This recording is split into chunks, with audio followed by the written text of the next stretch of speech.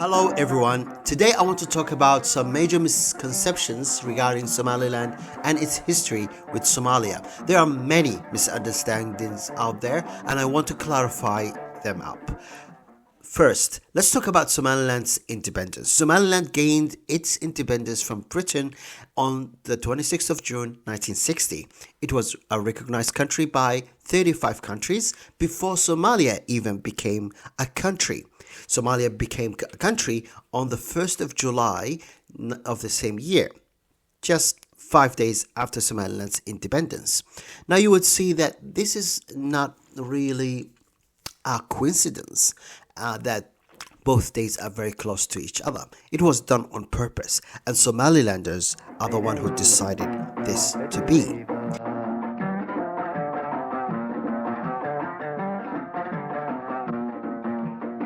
You see, before Somaliland got its independence, back in 1954, the British rulers of the British Somaliland have gifted 30% of Somaliland territory to Ethiopia.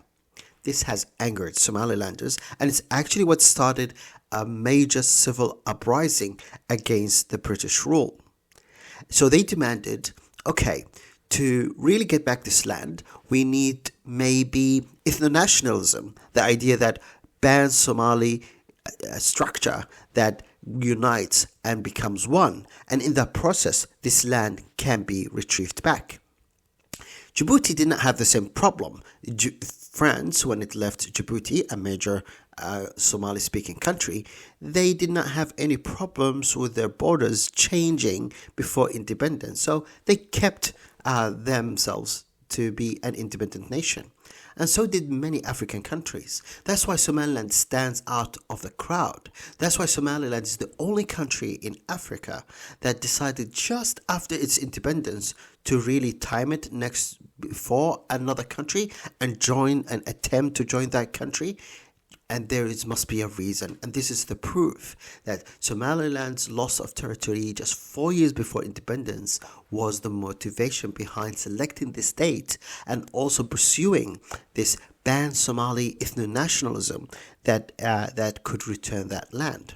Somalia saw nothing to lose, so it accepted everything because Somaliland did also so many sacrifices in order for this union to happen. But this is very important to understand. Somalilanders had a very high ambition, and the ambition was never about Somalia. Somalilanders never ever in their mind had the idea that they will end up with a seven-shaped country that unites them with Somalia only and never return back the territories. So it's important to understand their intention in 1960 was always about gaining their land first, and Somalia was the means for it. It was never the ultimate goal. That's the first misconception.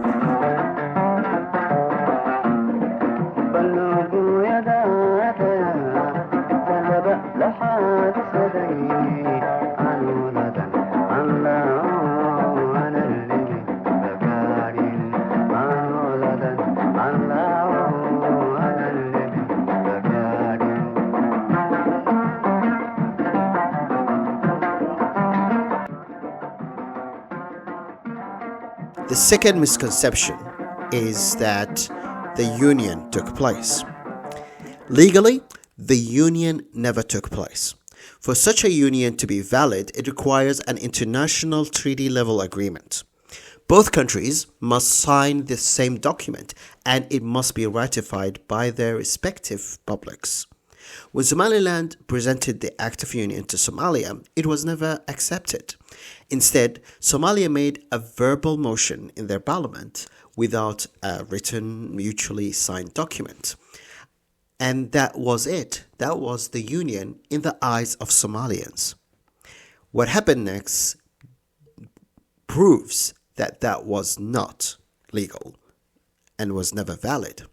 What happened was few Somaliland soldiers attempted a coup and wanted to retain back Somaliland's sovereignty in 1961. That coup has failed, and the Somaliland soldiers were put into court, and the judge there found them not guilty because there is no document that shows that Somalia has a jurisdiction on Somaliland. There is no act of union. There is no document that says what are the rules that applies to Somaliland. So that was a very documented resource that proves that the first attempt of union or legalizing the union has failed. Somalians recognized this and then decided on a second attempt to legally unite Somaliland and Somalia. So they brought their constitution, and this constitution was made by Italy, by the way, and they have added section about the Act of Union. They put the referendum out to see if people will accept this. Somalians have voted all for it by a very large number. However, Somaliland has boycotted the referendum, and the few that have voted and casted their vote have said no. So the majority of 55% and over have said no to Somaliland's constitution. So that has failed as well. And Somalia, to cover this up, what they did is a very nasty Italian job, as one of my friends says. They just added the total tally of Somaliland and Somalia and said, well, overall, Somali people have accepted the referendum. That's the second misconception. So what that means is Somaliland from 1960 till 1991 has been under an illegal occupation. It also means that Somaliland independence from 1960 till today was never interrupted legally. And I stress that legal is very important in the context of Somaliland.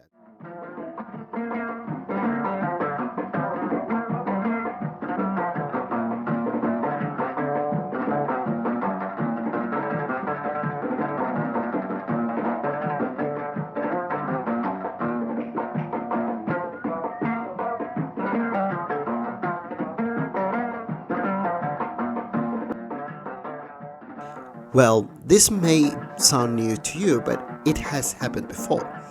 The Baltic republics, like countries like Latvia and Lithuania, they were forced into the Soviet Union by force. So they were independent, and then the Soviet Union take them by force. And later, when the Soviet Union dissolved, they declared their independence. But it was recognized that they had never actually lost their independence, because what happened before was an illegal occupation. Somaliland perfectly falls under the same category. So let's clear up the misconception. Somaliland is not seeking to secede for Somalia. Somaliland never wanted to be part of Somalia only. Somaliland was under an illegal occupation. And for that, we have never been part of Somalia, and we never wanted to be part of Somalia. We wanted some lands that we lost to Ethiopia, and if we knew what we know now, we would have never went this route, which actually, legally, never took place. Now, Somaliland respects the colonial boundaries like all of Africa, and that's the result from a fact-finding mission that was sent to Somaliland by the African Union in 2005. In that report, it clearly says that Somaliland is not a case of secession and requires a special process to handle Somaliland cause.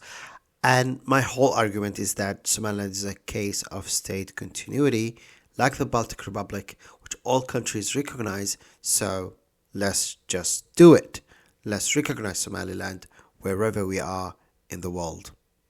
I want to conclude with one last thought, which brings us back to the first point in this video, which is Somaliland has already given up 30% of its territory by accepting the colonial boundaries.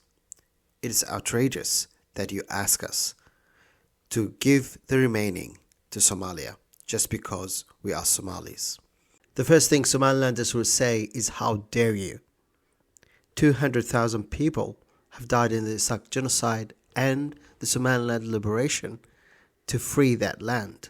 So the thought, just the mere thought that Somaliland will give away an inch of that land is inconceivable for Somalilanders.